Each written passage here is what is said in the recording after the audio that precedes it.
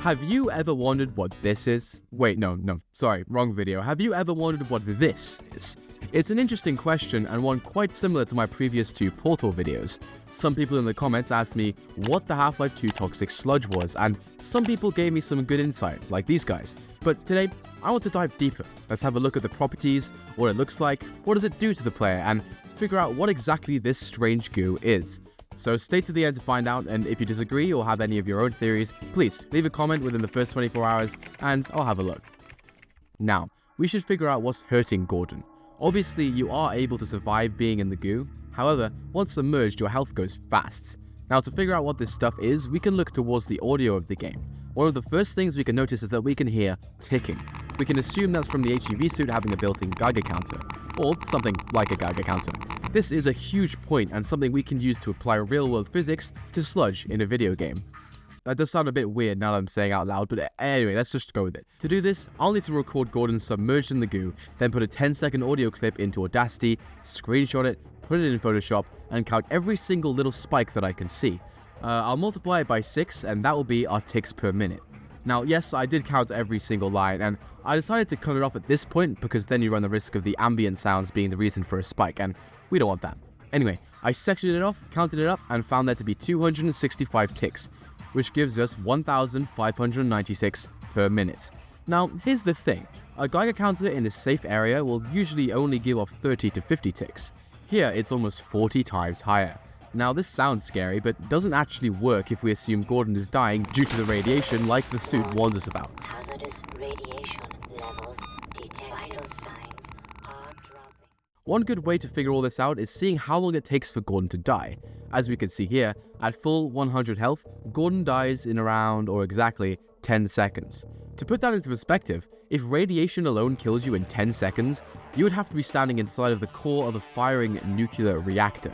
But since our Geiger counter only measured 1,590, the radiation isn't what's killing him, it's simply a warning. The radiation is a dead end, so instead, let's head back to Portal and maybe think about some acids. Firstly, what comes into contact with sludge, and does anything have any visible marks or decay that could indicate a level of acidity? No. Actually, concrete comes into contact many times, and I believe that this could maybe light corrosion, but it could also just be the water content simply darkening the surfaces around it, and the sludge washing up on the side. I mean, it's the same color as these yellow islands, so I'd assume this yellow streak is simply those islands touching and sticking to the walls. Also, something as organic and feeble as wood is often fully submerged and barely affected, so this stuff is definitely none of the strong acids, especially when considering the amount of barrels and metal that look barely affected as well. We can also see gas appearing above the sludge, but this is not the same as the hydrofluoric acid gas we've seen previously. This seems thicker, more stagnant, less mobile, and just kinda there. It most likely is a heavy gas. This is all seeming harder and harder to determine on one specific source. So let's drop the simple acid theory. Finding a chemical that ignores a wooden crate but kills a human in 10 seconds is pretty hard to do. But what if the acid isn't pure? Maybe it's weakened or altered in some way. But in order for that to make sense, I'm gonna have to go through some more evidence first, so just keep that in your head. Now, let's look at what this stuff is. It's a combined green and yellow mess. While the green parts reflect light, the yellow islands are completely flat and matte. This isn't a pure liquid, it's a slurry, organic matter and solids floating on a liquid base. The audio is a real giveaway. Do you hear that low, bassy grumbling?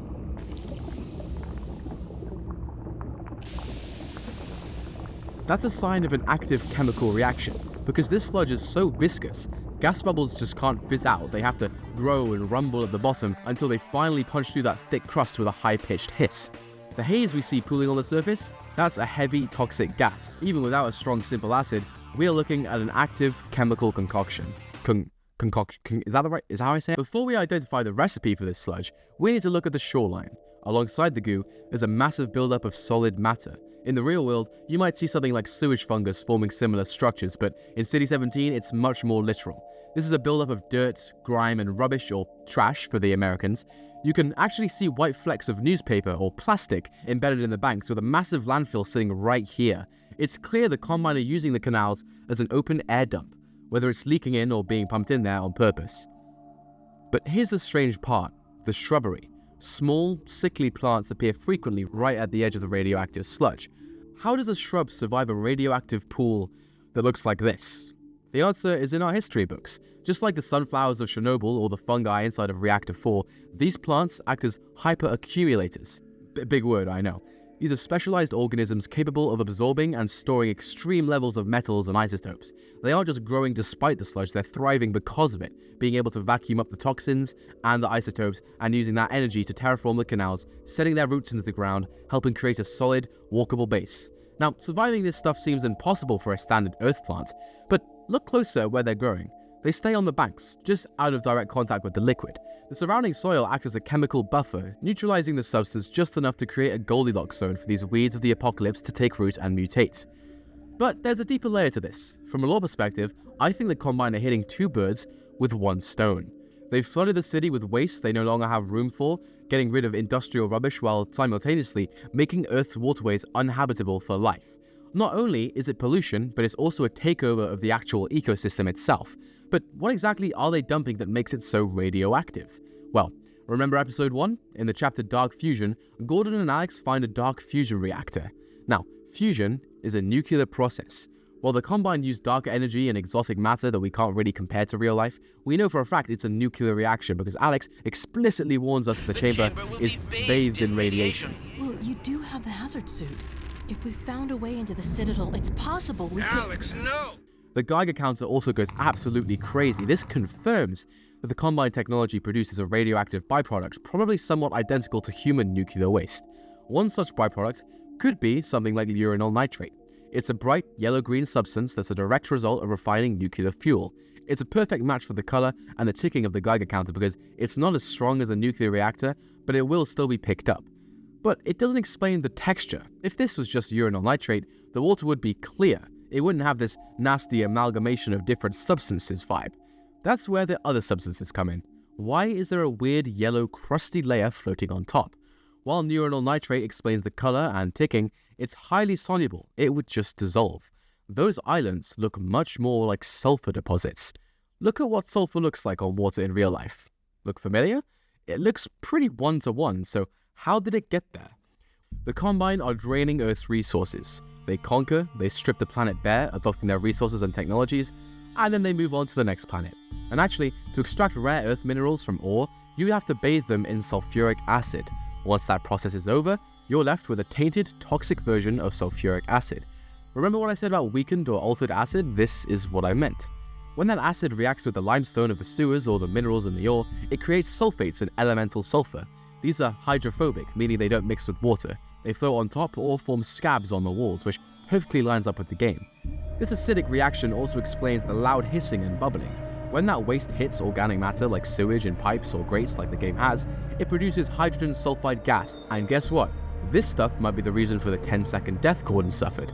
At high concentrations above 1000 parts per million, hydrogen sulfide gas triggers a phenomenon known as knockdown. Just like cyanide, it enters your cells and binds to the mitochondria, instantly preventing your cells from using oxygen.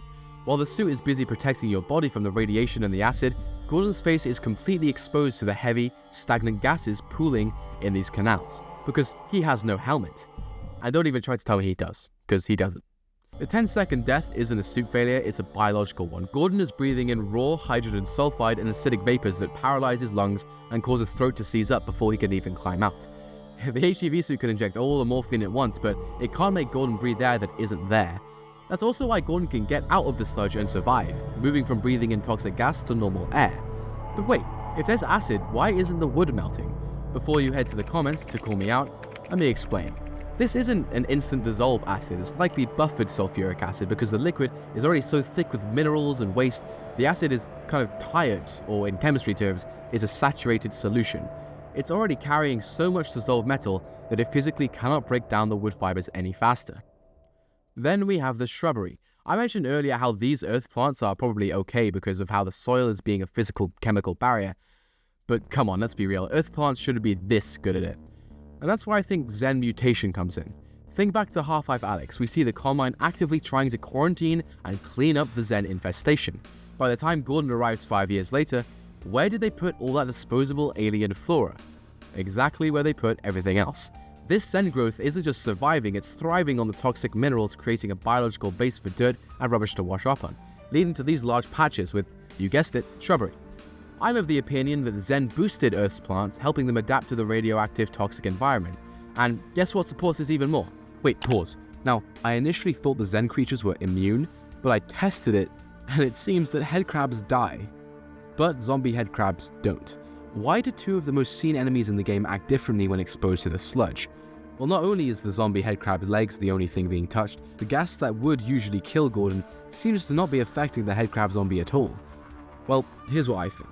The host body is acting as a sacrificial filter. The human organs are failing and being poisoned, but because the zombie is already dead or undead, it doesn't really matter, the headcrab on top receives a scrubbed version of the air through the host's mutated biology. A lone headcrab doesn't have a 180-pound biological filter to protect its tiny heart and brain.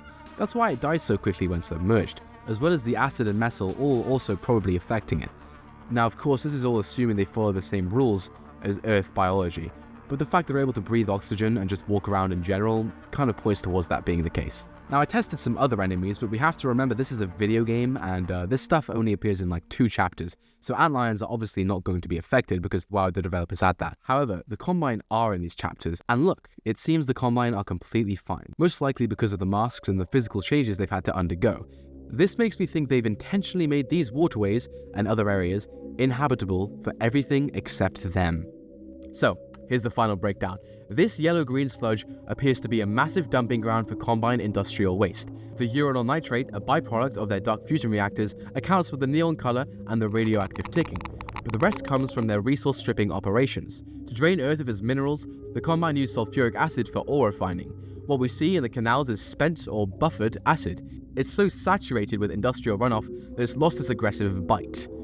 This is why we see no immediate corrosion on wood, only maybe some light etching on the concrete. This acid is just strong enough to hold metals like copper and nickel in a liquid state, creating those deep green and turquoise hues, while still not being able to completely dissolve through wood.